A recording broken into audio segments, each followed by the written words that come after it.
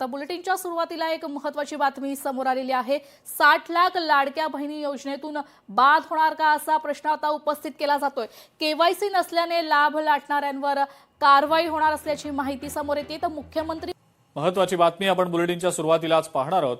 लाडकी बहीण योजनेसंदर्भात मंत्री आदिती तटकरे यांनी एक वक्तव्य केलेलं आहे।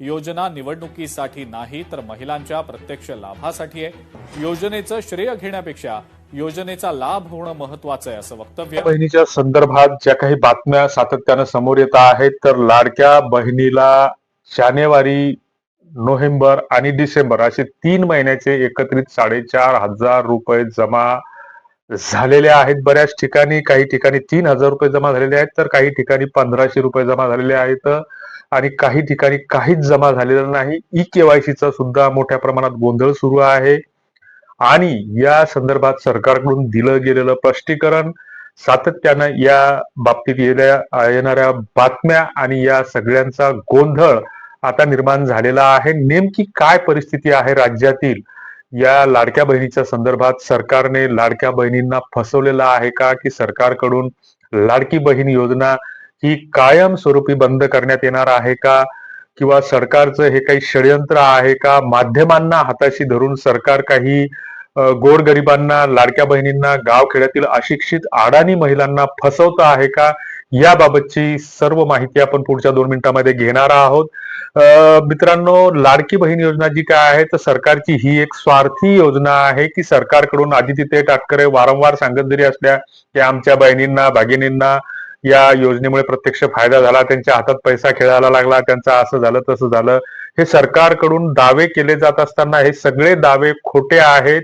याच्यामध्ये काही भक्तांना राग येऊ शकतो, मात्र ही सगळी भलावण आणि भुलावण आहे।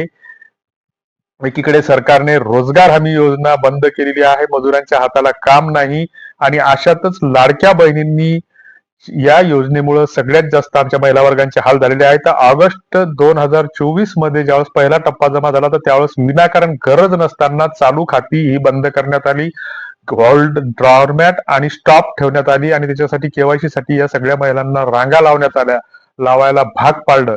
दुसरीकडे एखाद्या महिलेनं जर स्टेट बँकेचा खाते क्रमांक दिला असेल तर त्या खात्यात तिचे पैसेच आले नाही आणि ते पैसे नेमके कुठं गेले हे चेक करण्यासाठी पोस्टाची bank, Airtel payment bank, Fino care, Equitas, Equifax, Spandana finance, Grameen Koota ह्या सगळ्या कंपन्या, बँका चालून झाल्या।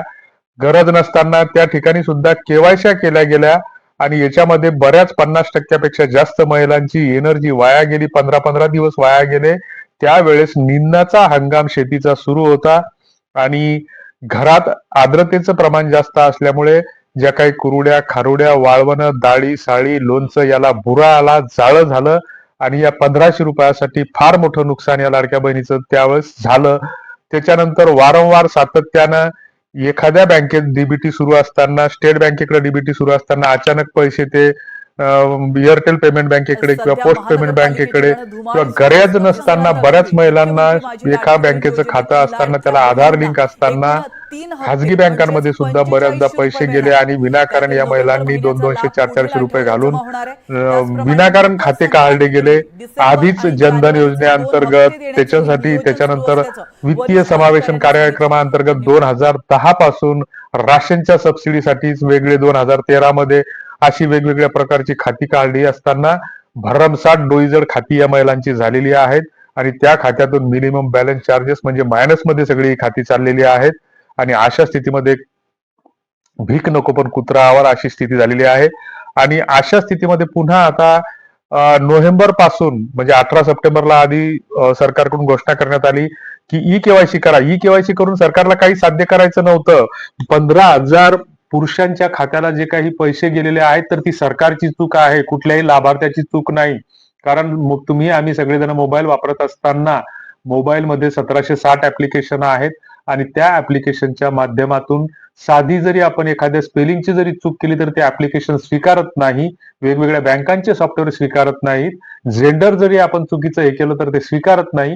मग सरकारच्या सॉफ्टवेअरमध्येच हा दोष का ठेवण्यात आला, त्याचं व्हॅलिडेशन त्याच वेळेस का करण्यात आलं नाही, त्याची पडताळणी का करण्यात आली नाही? त्या सरकारच्या सिस्टमचा दोष असताना त्या मंत्र्यांनी राजीनामा दिला पाहिजे, मात्र याचं खापर त्या लाभार्थ्यावर फोडून ई केवायसीचा फतवा काढला गेला आणि ई केवायसीच्या माध्यमातून काहीच सिद्धता झालेली नाही. फक्त महिलांचा आधार क्रमांक टाकायला लावला, त्याचा ओटीपी आला का नाही त्याची पडताळणी केली आणि त्याच्या खाली कॅप्चा कोड टाकून 2 प्रश्न विचारण्यात आले की जे गोंधळात टाकणारे होते, होय आणि नाही हे पर्याय सिलेक्ट करायचे होते. बऱ्याच महिलांना ते समजलं नाही. एमपीएससीच्या विद्यार्थ्यांना सुद्धा कळणार नाही असा तो गोंधळात टाकणारा तो प्रश्न होता की तुमच्या कुटुंबामध्ये 2-3 वाक्य, कारण सरकारच्या GR ची परिपत्रकाची भाषा सामान्य माणसाला कळत नाही, ही वास्तविकता आहे.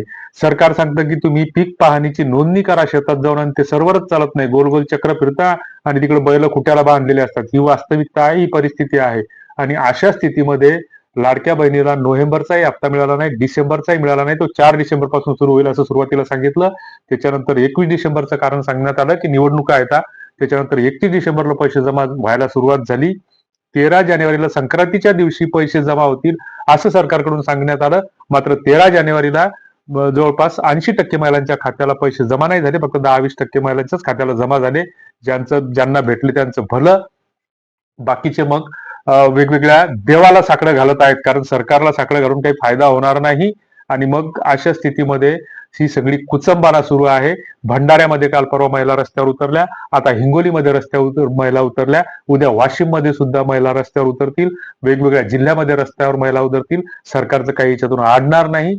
मात्र सरकारनं सगळी गल्लीपासून दिल्लीपर्यंत सत्ता काबीज केलेली आहे. मात्र या माध्यमातून सरकारनं या महिलांचा, लाडक्या बहिणींचा विश्वासघात करण्याचा कुटील डाव रचलेला आहे. ई केवायसी नसल्यामुळे 60 लाख महिलांचा ई केवायसी होऊ शकले नाही, त्यांचं अनुदान रोखलं जाणार आहे. आणि इकडं चुकीचे पर्याय निवडले म्हणून त्याच्यावर तक्रार करण्याची कुठली सुविधा नाही. कस्टमर केअरचा जो काही नंबर दिलेला आहे, हेल्पलाईन नंबर, तो नंबर लागत नाही आणि त्या पोर्टलवर लॉग इन होत नाही. ही जाणीवपूर्वक खोडसाळपणे केलेले आहेत. याबद्दल तुम्हाला काय वाटतं ते कॉमेंट बॉक्समध्ये